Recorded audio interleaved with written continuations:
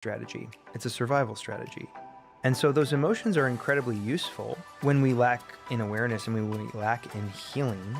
But eventually, if you do this work, right, and we talk about the work enough, eventually you're going to be compelled to drop into acceptance and surrender of what happened. That, of course, doesn't make it right necessarily, but we realize that the strategies that we once relied upon in order to stay safe are no longer useful because they're just holding us back.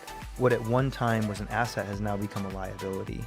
And those emotions, those adaptive strategies, are now preventing us from moving on and moving forward. But it's interesting, isn't it, how forgiveness in many ways is one of the biggest threats to the ego. Because the ego wants nothing more than to be right. And the ego would always rather be right about what doesn't serve us than wrong about what does. Welcome to Transcendent Leadership. We bring together top leaders and experts to share their unfiltered truth about the journey to self-actualization and the path to heart-centered leadership. You'll hear raw lessons, learn ancient wisdom, and practical steps to rise to your fullest potential. Now is the time to walk into this new paradigm of leadership. Let's transcend together.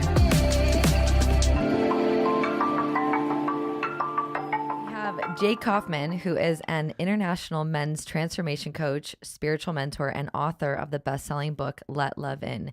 He has supported hundreds of men to thrive and reach their next level in all areas of life, business, and relationship.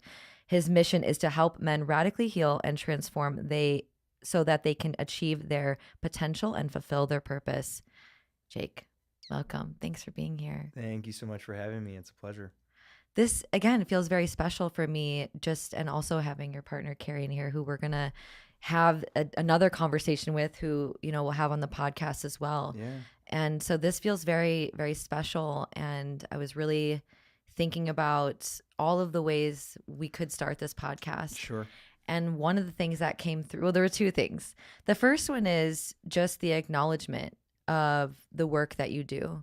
It can be very easy to want to dive into all of it, but just I think acknowledging you as a man and the journey that has led you to this moment and the dedication and devotion you have to this work. And many people don't know about the writing process and what that really entails. Sure. And it sounds like I think yours was a 4-year process, if I'm correct. The writing more, process, yeah. Not the journey, but the writing process. Right. Yeah. It's the war of art. If you're familiar with Stephen Pressfield's book, truly it is transformative in nature and in essence, because it brings up things that you didn't even know were there. There's the joke that I can't wait to finish this book so that I can make a bunch of money and then go spend it all on therapy, which I think perfectly encapsulates all that comes up for you around the writing process, because in many respects, it is re-traumatizing in and of itself, because it forces you to constantly go back into the depths of your pain in a way that is dysregulating. And so there's constant resistance that comes up that gets to be navigated, new things that get to be healed, because of course new things come into your awareness as you are writing and in the process of creation that you get to deal with. And you said get to deal with, which I think is a really key distinction, that it's an opportunity more than a burden is what it sounds like. All is grace. Yeah, absolutely. So we're going to dive into your book and we're going to dive into all that. But first I want to start off with, how do you define love? How do I define love? Well, I think there's many different facets of love. If I'm not mistaken, in Hebrew, there's 3 different words for love, which I talk about in the book, funny enough, agape being one of them, which is this all-encompassing, transformative type of love that we experience in a way that truly leaves us changed. And so I think there's many different aspects and facets to what love is, but love in and of itself is transformative. And when we talk about love, I think first and foremost, and this is really in spirit of the book, is to talk about all the things that prevent us from receiving love and giving love in return. I think it was Rumi that once said, our task is not to seek after love, but to seek after and discover all of the barriers that stand in between us and being loved. Yeah, that's powerful. Thank you for sharing that. Yeah, it really evokes so much within us to even have the conversation around love, and particularly men and the vulnerability that it takes to really dive into that. So would love to, before we talk about anything else, give us a little Sure. context around your journey with really letting love in. So the book starts, I had been well into my personal development journey when the book kicks off, essentially, which was in early 2019. I felt called to share about my experience of sexual abuse from when I was roughly 12 or 13 years old. And when I shared that story on social media, my nervous system collapsed. So I suffered from what is clinically referred to as an acute nervous system breakdown. So an incredible amount of nausea, vertigo, emoting, just in an incredible degree. Were you aware that that's what was happening when it was happening? I mean, I knew that it was very dysregulating, as Yeah. you can imagine, but did I know that that's what was happening? No, I didn't. It wasn't until I started working with a therapist that the therapist diagnosed me with the nervous system breakdown. And so it was through that I started journaling about the incident at the encouragement of my therapist to help me kind of process around what was coming up for me. And I realized all of these different masks that I had unconsciously started to wear after my abuse, all of a sudden were no longer available to me in that moment because I just shared my most shameful secret. And now everyone, at Everyone least knows. everyone that's connected to me on the internet through my various forms of social media, now knows about this terrible thing that happened to me. So now I'm opening myself up to judgment, to condemnation, to ridicule, rejection, or at least the possibility of being rejected. And it just caused me to go into a spiral. So that's where the book actually starts to kick off, because I talk about what was coming up for me and how I was processing my way through it, and eventually thought, I bet a lot of people could benefit from how I'm working through this. And as a coach, I'd been well into my business at that point. I had become keenly aware of the fact that so many people had been through something similar to myself, in many cases worse than I had experienced. So I thought it could provide them with tools, with a guide or a blueprint for healing. Yeah, that's really powerful. So it was really inspired by not just the experience, but after, like, you shared something so tender in your heart and how you were processing that too. Not just even the trauma, but processing Right. being vulnerable with people. Right. In a way that was, like I mentioned, just incredibly dysregulating, because my system fundamentally did not know what to do with that level of connection. Yeah. The level of connection that came with sharing that story. And now I'm receiving tons of messages, comments, phone calls, you name it. And my system, it was just too much, too soon, too fast, and Like overwhelmed with love. completely overwhelmed. Yeah, absolutely. Even though it was good overwhelm, it was still overwhelm. Yeah. And also, like I mentioned, all of these ways in which I had performed and acted as if after the abuse, acting as if I was fine, as if I had it all together, as if I was successful, all of these different coping strategies that I developed unconsciously in an attempt to hide and avoid my pain were now no longer accessible to me. Let's talk about pain. What's your take on that? You mentioned something to me earlier, which I really sat with, and I'd like you to share a little bit more about that. Well, in the work that I do with men, all of men's work starts with the question, what have you been doing with your pain? Men are inherently driven by goals, by accomplishment, by achievement. But whenever we start to set out in the creation of the new, there always has to be the death of the old. The new always demands the death of the familiar, which is where the ego hides so well, to quote Richard Rohr. And so in order for us to start a conversation or have a conversation around accomplishing our goals or becoming more than who I am in this moment, whatever that looks like, however that manifests for you specifically, we have to talk about the barriers that are currently standing in between you and those things, in the same way that we talked about the barriers that stand between you and being loved, receiving love, and therefore giving love in return. Mm-hmm. Yeah, it's like one thing to say, like, just let love in. Sure. And it's like, yeah, but what's actually getting in the way of that? Correct. Yeah. My beliefs, my conditioning, my upbringing, my experiences, especially the painful ones, cause us to develop these certain adaptive strategies, coping strategies, and reinforce them over time through habit, repetition, et cetera. And so you realize very quickly that oftentimes our greatest strength is simply an adaptation or an overcompensation to avoid dealing with pain. Mm-hmm. Mm-hmm. Yeah. What is the relationship with the pain and anger? I've been communicating a lot with men around these topics of vulnerability and, healthy masculinity. And there seems to be this fear around expressing healthy anger. Sure. Can you talk more deeply about the connection between pain as a pathway to really letting love in, but also the relationship? How does anger fit in that? So I don't actually believe that men have anger issues. I believe that men have unresolved grief that then manifests as anger. And grief is just unfinished hurt. So are there moments or experiences in life that are going to inherently frustrate us? Of course.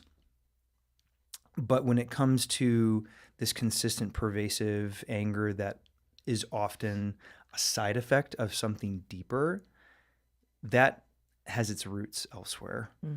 And what I've found out time and time again in the work that I've done with men over the years is that it's because they have some unreconciled pain from the past that they are simply continuing to recycle in the present moment unconsciously, that is then manifesting itself as anger. Because it's an unmet need from childhood or an unresolved conflict or painful event where there is still emotion attached to that experience. So part of our work together is teaching men how to grieve and detaching experience from emotion. As long as there is anger, frustration, bitterness, resentment, sadness, whatever it may be that's attached to a prior experience, until that is alchemized and transmuted, you're going to simply continue to recycle those emotions and therefore embody them, embody the side effects and the energetic vibrational frequency of those emotions, because anger has a frequency, love also has a frequency. And so when we don't work through these painful experiences, we start to embody the frequency of those emotions. And that's what I discovered throughout my time healing from this very traumatic experience, was working through and working out and wrestling with all of these emotions that came from the experience: frustration, humiliation, because the incident that I went through happened in front of other people. It wasn't this thing that was done in secret.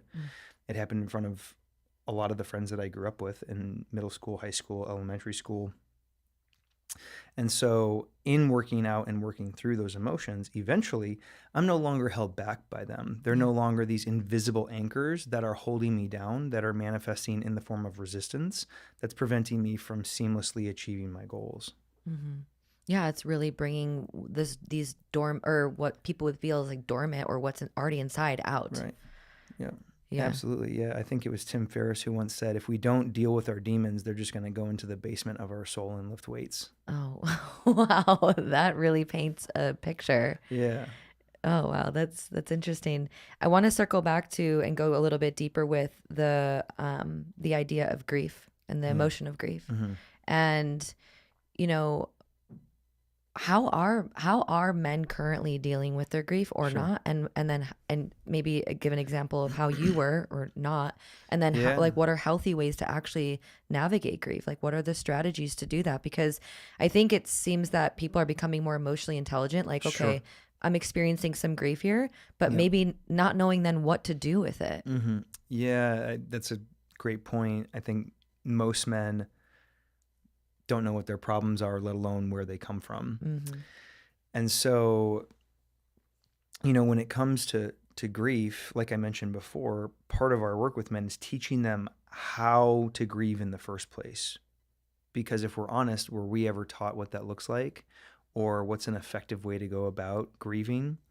For most people, the answer is no. And so part of that starts with teaching men how to grieve and creating a safe space for them to step into courage so that they feel safe to be able to then address and wrestle with the pain from the past, right? You can't heal what you don't reveal.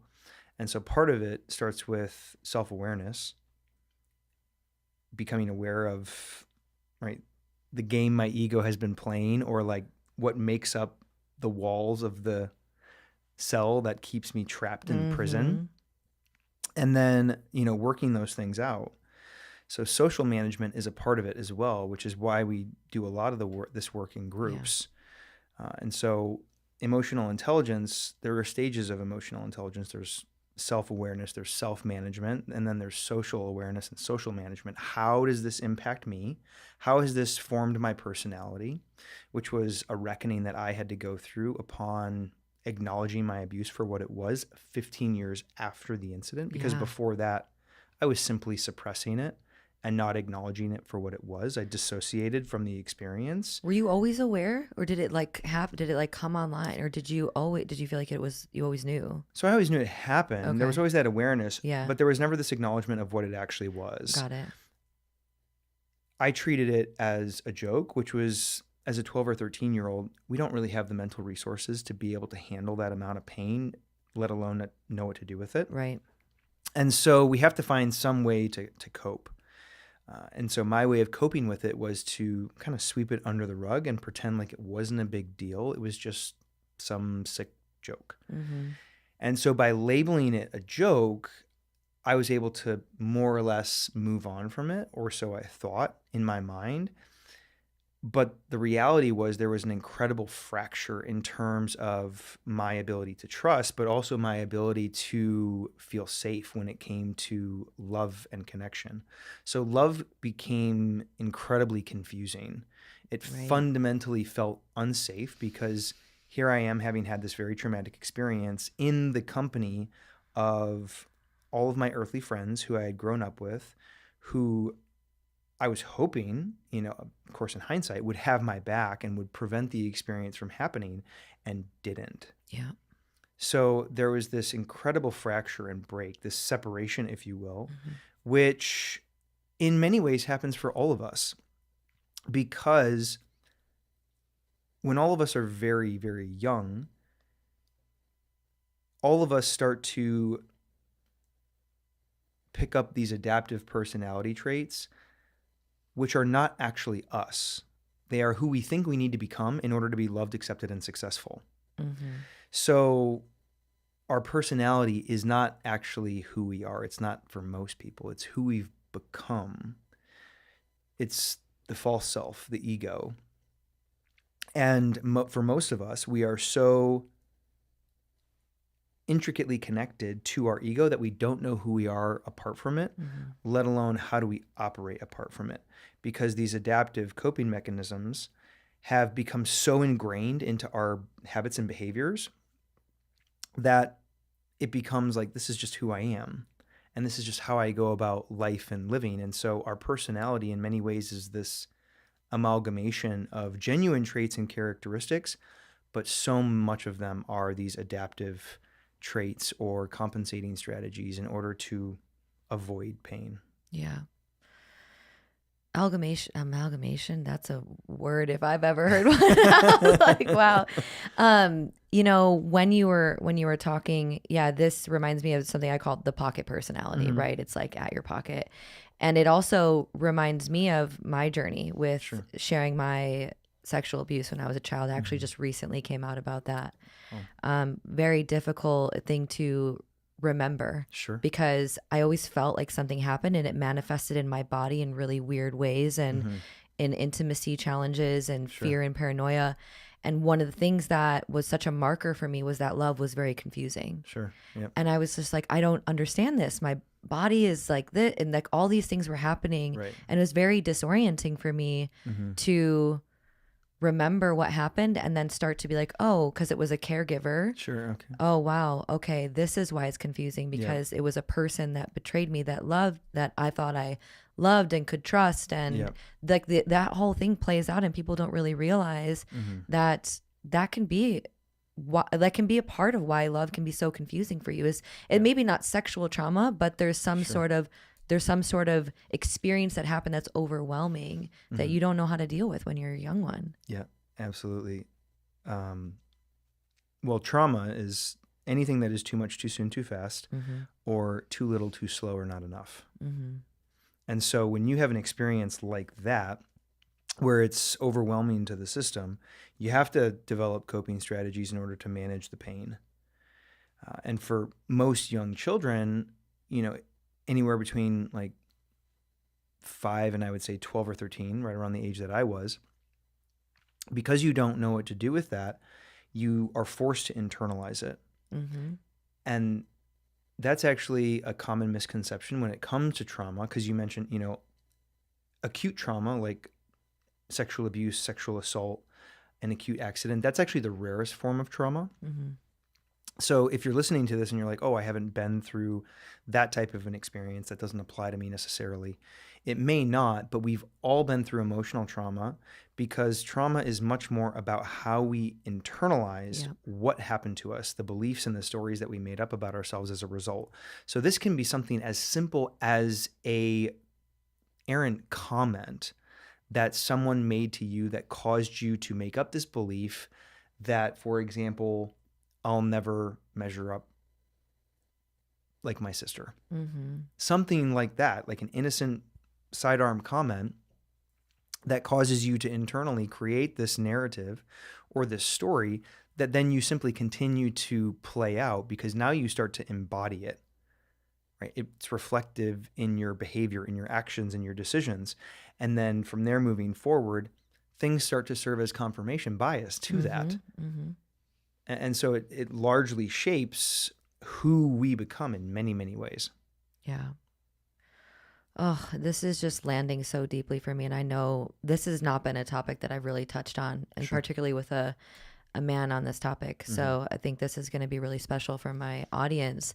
And something I want to explore with you for a few minutes as well is forgiveness and what that process was like for you, and what stage is that actually at? Because, having dealt with my own sexual trauma and also supporting individuals, leaders with doing that as well, it can be easy to like want to bypass that, right? From obviously not wanting to experience it, but also because a lot of the people that we work with are very compassionate human beings. They can hold the duality of, maybe this person had trauma or whatever the story that they're creating.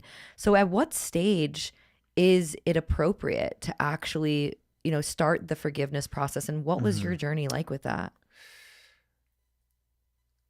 So as far as what stage, I think everyone's different, to be honest with you. Yeah. And so I really hesitate to provide some type of definitive answer there, because everyone's different, and because what everyone has been through is very, very different and very nuanced. Trauma is not just the event in and of itself. There's what was happening before it. There was the incident itself. There was what was going on around you when it happened. And then there was what was happening after the fact.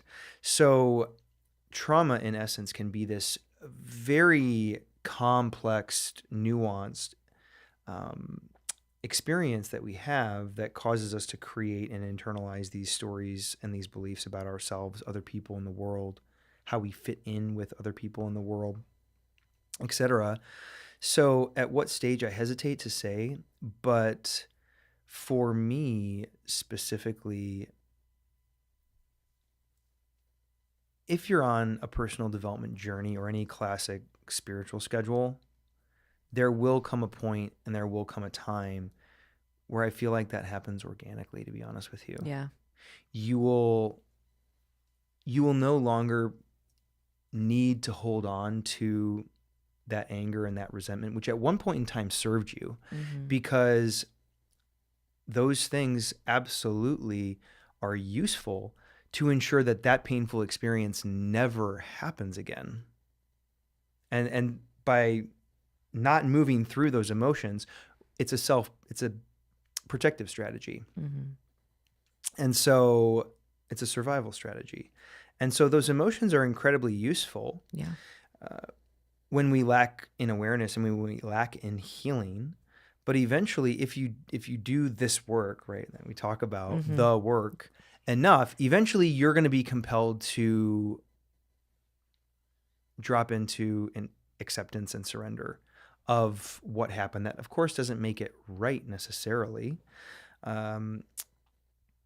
But we realize that the strategies that we once relied upon in order to stay safe are no longer useful because they're just holding us back. What at one time was an asset has now become a liability. And those emotions, those adaptive strategies are now preventing us from moving on and moving forward. But it's interesting, isn't it, how forgiveness in many ways is one of the biggest threats to the ego. Because the ego wants nothing more than to be right. And the ego would always rather be right about what doesn't serve us than wrong about what does. Yeah. Wow. Thank you for being trauma informed as you are to not give an exact. It wasn't a trick. I was just curious your perspective on that, because it is an important aspect of the healing journey, but it is not a cookie cutter. There's no cookie cutter approach for healing trauma, and I think that's really important for people to realize. Right. It really comes down in many ways to intensity, duration, and frequency.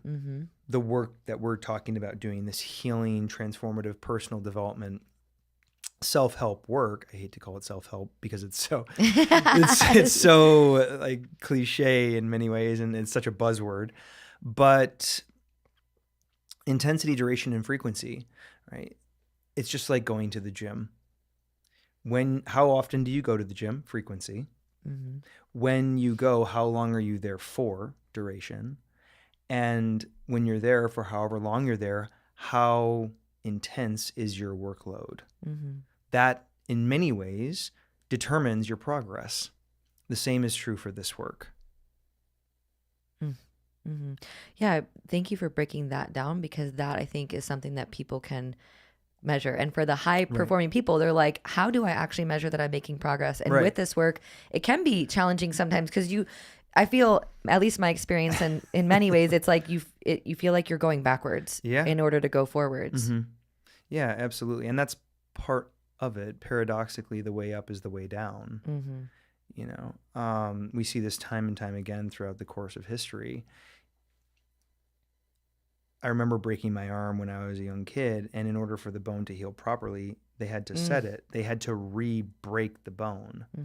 And so, of course, that was to invite in new pain, new trauma, in an attempt to heal or fix the problem. And so, yeah, oftentimes that is the case in doing this work.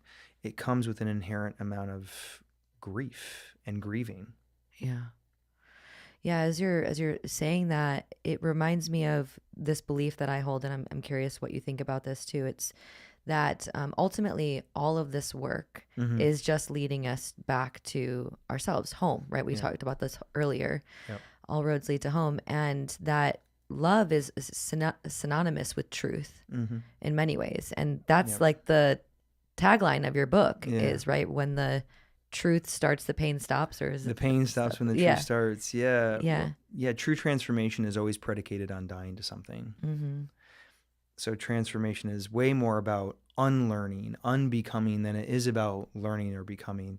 That's where I think so many people have missed the mark, especially in the world of high performance, for example. We think that we can achieve or succeed or develop ourselves to our way to our full potential, which is not true. We don't achieve our way to our full potential. We die our way there. Can you talk more about that? Actually, speak more to the death process and cycle. What does that actually look like? I think we were talking earlier about, some clients and stuff that are navigating this processes of dying. Yeah. And sometimes they think they're deconstructing and they're actually so constructing. So what does that actually, what does dying actually look like? What's the messiness of that? Yeah. Well, I think the key indicator for it is that you're going to want nothing to do with it. How do you know you're actually dying? You don't. on some very, very deep level, you're not going to want anything to do with it. Yeah. But obviously the death that we're speaking of is metaphorical. Right. It's the death of the ego or the false self, who we think we need to be or become in order to be loved, accepted, and successful.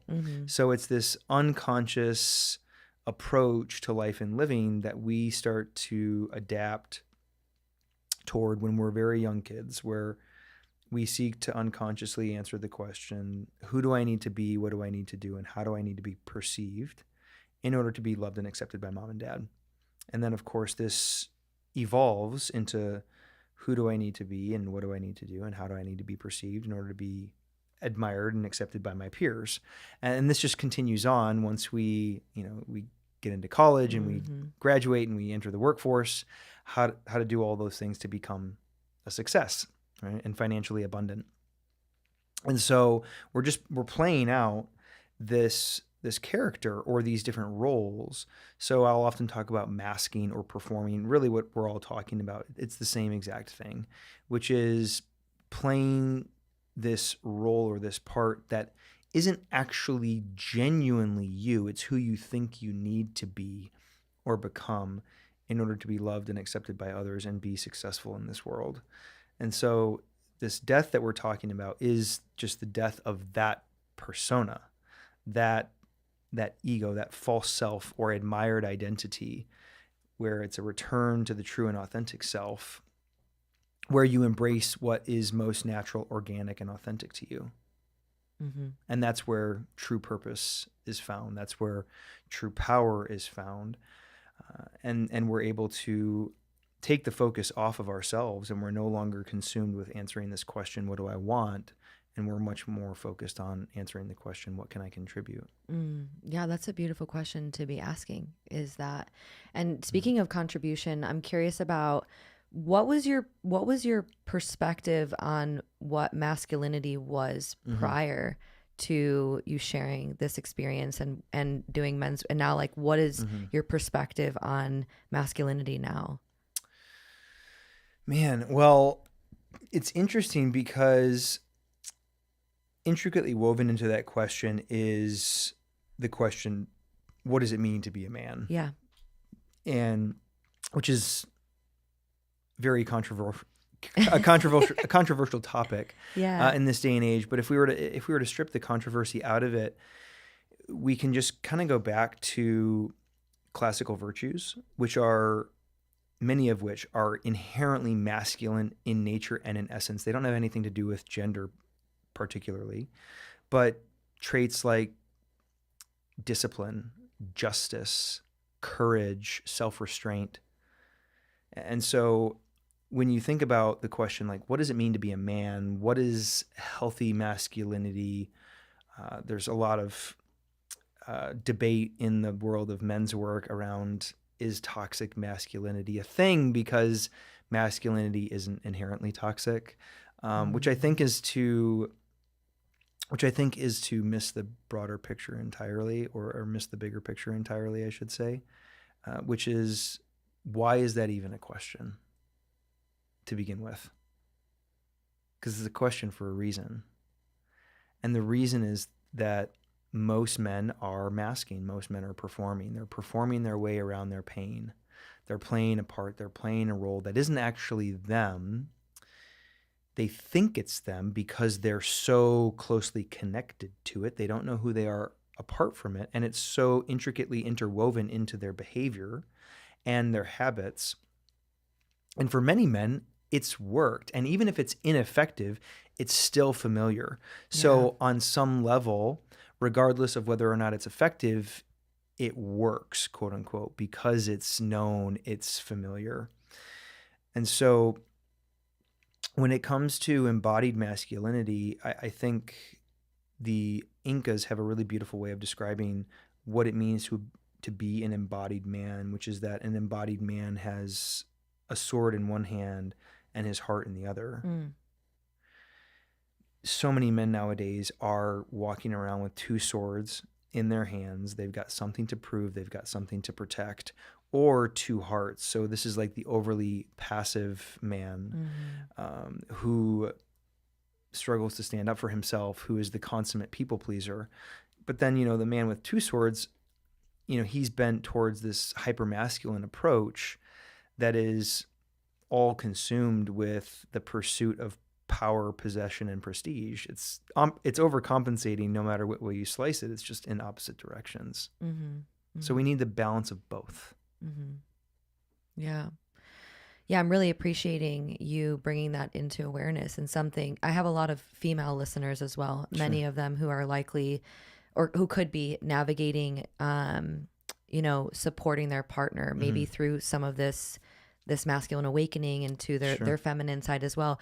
What would you invite some of our female listeners to really sit with so that they can better support their masculine partner, if that's the dynamic that they have, so that they can move through this process in a way that might be more graceful or aware or attuned or supportive?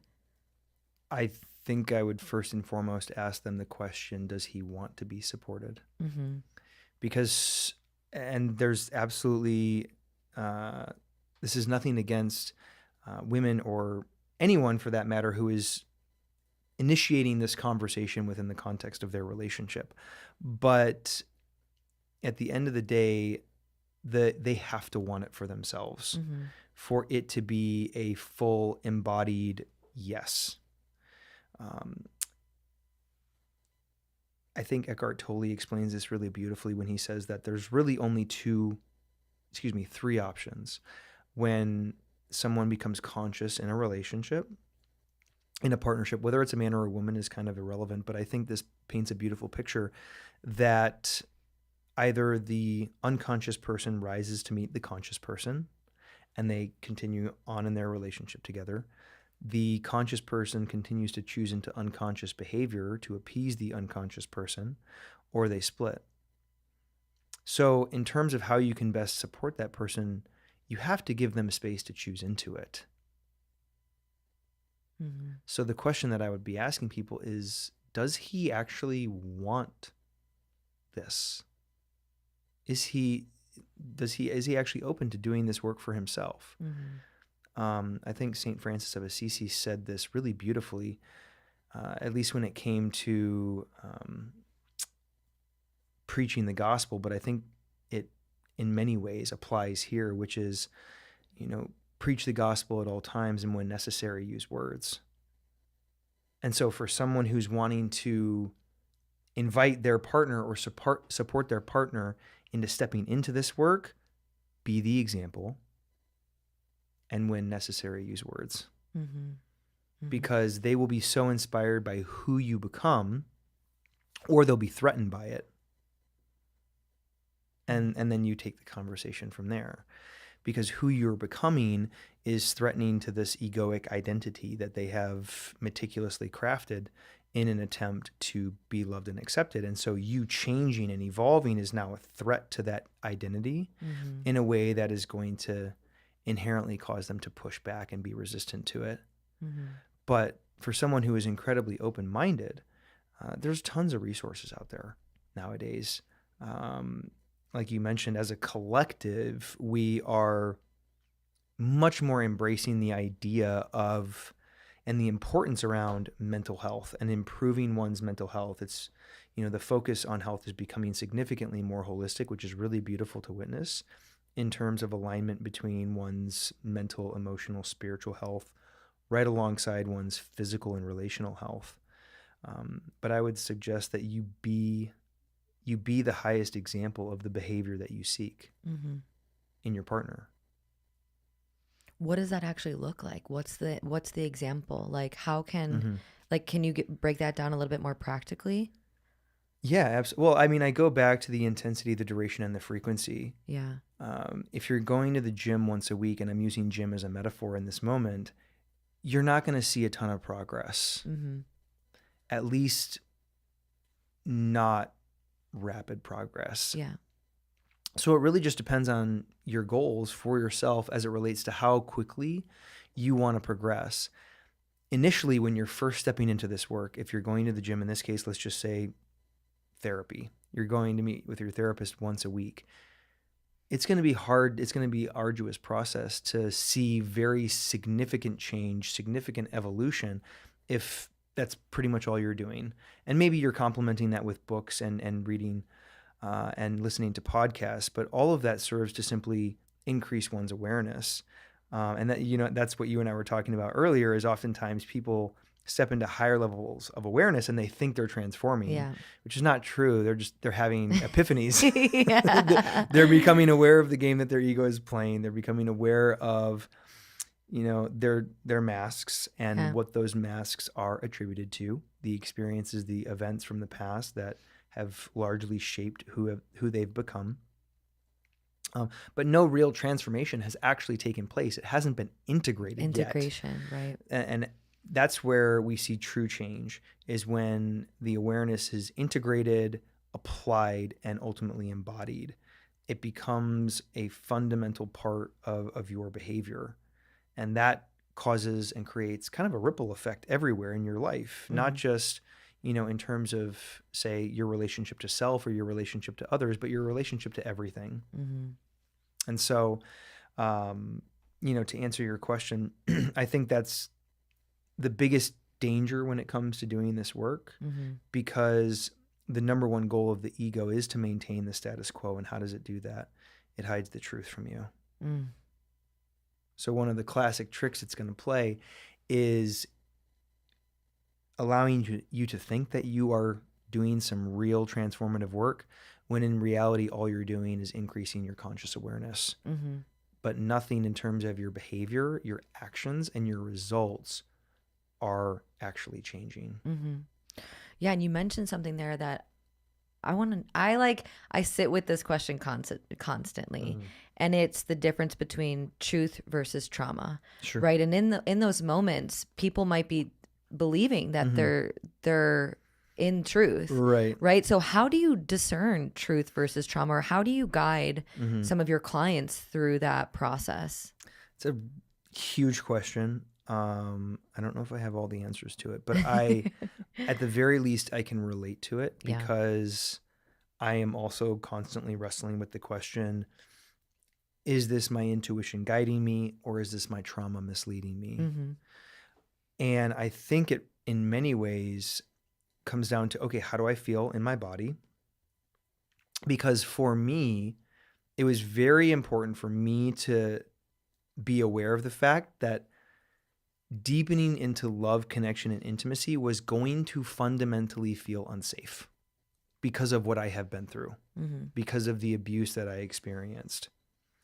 Can you pause for one moment? Yeah. So what you're saying, and I want to clarify and then invite the audience to really sit with this, is that when you're leaning into the work, that there's a sense of unsafety even when you're actually safe. Right. Yeah. Yep. Absolutely. Because so much of this comes down to perception. Well, trauma skews one's perception, Right. and their perspective. And so, I'll use myself as an example because of what I experienced. Now, as an adult, when I initially started to do this work, deepening into love, connection, and intimacy fundamentally made me feel unsafe. It made me feel anxious, overwhelmed. And so, of course, naturally, egoically, what do we want to do when we feel or experience those types of emotions? We want to distance and remove ourselves from those things. And so through awareness, we're able to cultivate a greater sense of, okay, is what I am moving into right now, is it safe, or is this my perception? Right. So, this is a common theme with my partner all the time, or it used to be significantly when we, first started to integrate our lives together, where the normal vulnerable conversations that come with partnership and integration and relationship would cause me to feel dysregulated. But I had awareness of the fact that, okay, this is normal, right? That I'm feeling this because of my experience. Does this make sense if I were 7 is probably the best question that you can ask yourself. Does this make sense if I were 7 years old? Mm-hmm. Why would you ask that question? Can you go a little deeper on that? Well, because it allows you to basically zoom out Mm-hmm. and bring some level of objectivity to the equation, right? Okay, given what I've experienced, does it make sense that this fundamentally feels unsafe? Mm-hmm. Yes, it does. So by virtue of acknowledging that, I'm able to step into it a little bit more and a little bit further. So it starts with the question, what are we doing? What are we up to, right? Whatever that is. Yeah. And then being able to answer the question, how much of this can I do and still feel safe? Mm. So really speaking to, in some ways, titration as well, Right. too. Can you speak to the audience a little bit more about that? Because on one hand, you were talking about like the frequency and duration, Right. and there is an invitation opportunity to like, yes, Right. show up for it and do the work. Yeah. And there's a balance to that. And I Right. really want to be informed about what the body and the capacity is Right. to actually digest and assimilate what you're navigating. So can you speak to titration a little bit more? Yeah, so the goal is to stretch the muscle. We don't want to strain the muscle. Mm-hmm. Again, to use kind of Those always work really working well. out and exercise as an analogy. Yeah. We want to stretch the muscle. We don't want to strain it. And what is the measuring stick, if you will, between those two things? It's the timetable of recovery. How long does it take me to return to rest and relaxation? Mm-hmm. How long does it take for me to return to homeostasis? It's normal for you to feel sore for a day or 2 or maybe 3 after an intense workout. It is not normal to feel soreness after 2 or 3 weeks. In that case, you probably pushed it too far. You probably injured yourself. Mm-hmm. And so the same thing is true for stepping into and doing this work, whether that's through coaching, whether it's through therapy, whether it's by attending a conference or a workshop or some sort of experiential thing like that, is the timetable of recovery, right? We want to take you out of your window of tolerance, but we don't want to take you too far. Yeah. And is the way to really understand what that threshold is to actually meet it? Yeah, because I mean, how else do you know? Simply put, you're never gonna know how far you can go until you go too far, right? Right. But there's going to be obvious warning signs before you quote unquote go too far. You're going to naturally start to feel dysregulated, overwhelmed, stressed, anxious. And so in that moment, there is this invitation to tap into and ask yourself the question like, okay, is this because this is too much, too soon, too fast? Or, too little, too slow, not enough? Or is this because this is me stepping into something inherently new and therefore scary? Yeah. A really great way to really summarize this in some ways, and what I'm hearing is check in. Yeah, check in. Like there's a present. constant checking in with this kind of healing and these processes that requires a lot of awareness and attunement with yourself.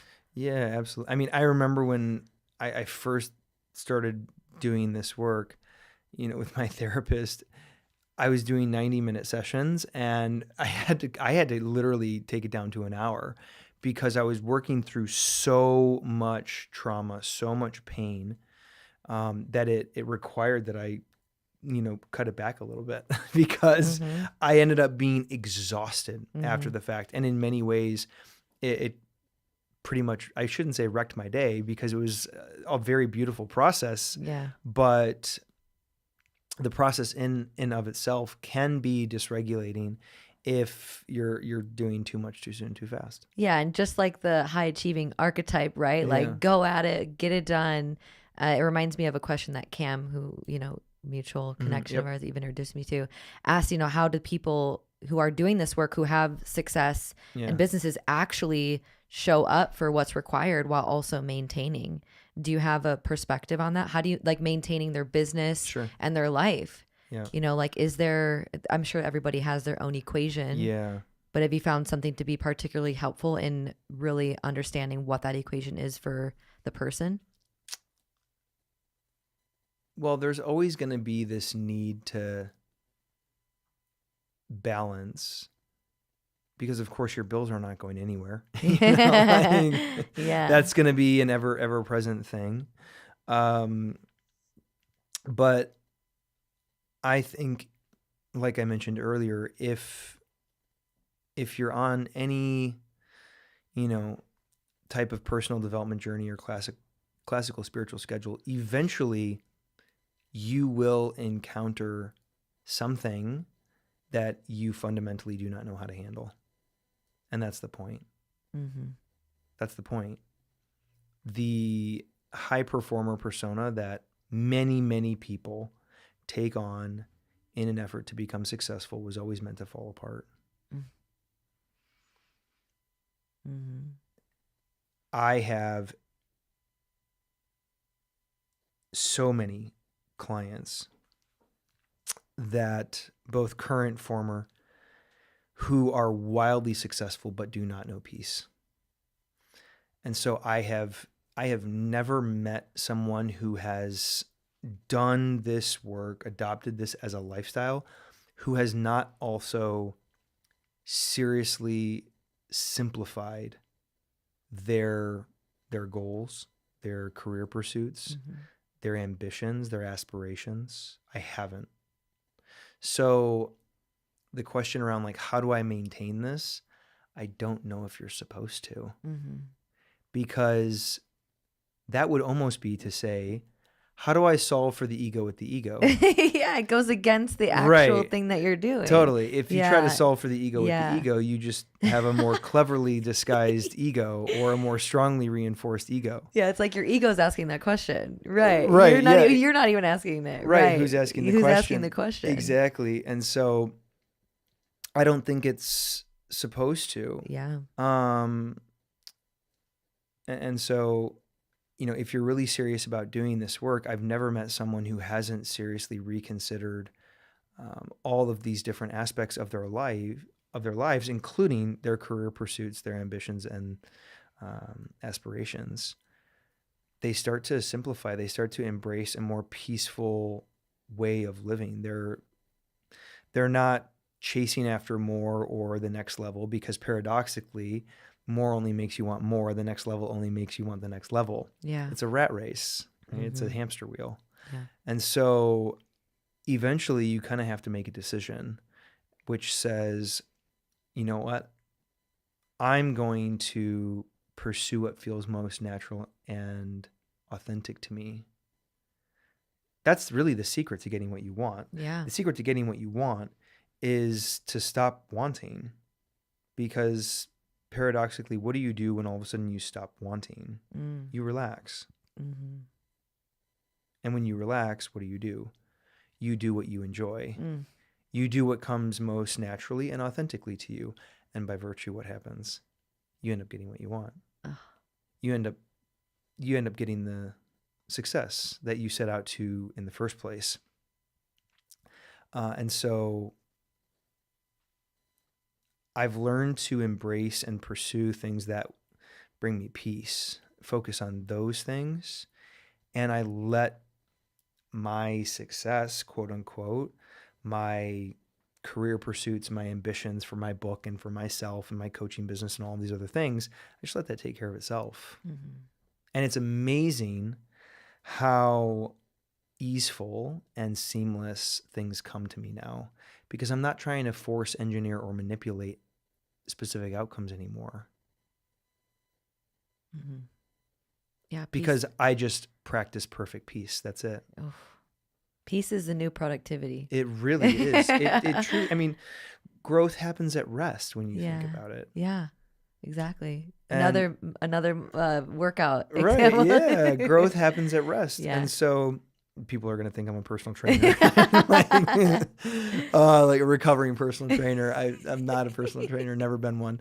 But I used to support a lot of online fitness coaches in my day. But yeah, growth happens at rest. And so, I was saying this to Cam earlier today, our mutual friend, that, most people they're operating under this illusion that once my circumstances are a certain way, then I will surrender to the natural flow of life. Mhm. When in reality, it's the other way around. I'll surrender to the natural flow of life and your circumstances are just going to work themselves out. Mm-hmm. And that's what has us chasing, performing, masking ourselves in an attempt to become more successful. Well, what is the underlying unconscious motivation beneath that desire? Mm-hmm. 99 times out of 100, when you dig beneath the surface and when you have a really honest conversation with someone, it's because they're overcompensating for something. Mm-hmm. They're trying to prove or protect, Mm-hmm. but in a way that has them not know peace. Yeah, some people go their whole lives without ever really accessing that. My most successful clients are ironically also the most unhappy. Yeah. Such an interesting paradox. Wow. You have shed light on so much on this conversation. I'd like to ask you one more question as we wrap up. Let's do it. What would you have our audience really sit with? Mm-hmm. Because we've covered so much here, Yeah. right? And so they're going to digest, they're going to go home and integrate Sure, on this yeah, conversation. yeah. But like, what would you really have our audience sit with this conversation that you feel would be important or meaningful, or just one last thing you want to say in regards to this conversation? Yeah. If my greatest strength is a compensating strategy, what is my greatest strength for? Can you say that one more time? If my greatest strength is a compensating strategy, what is my greatest strength for? Wow.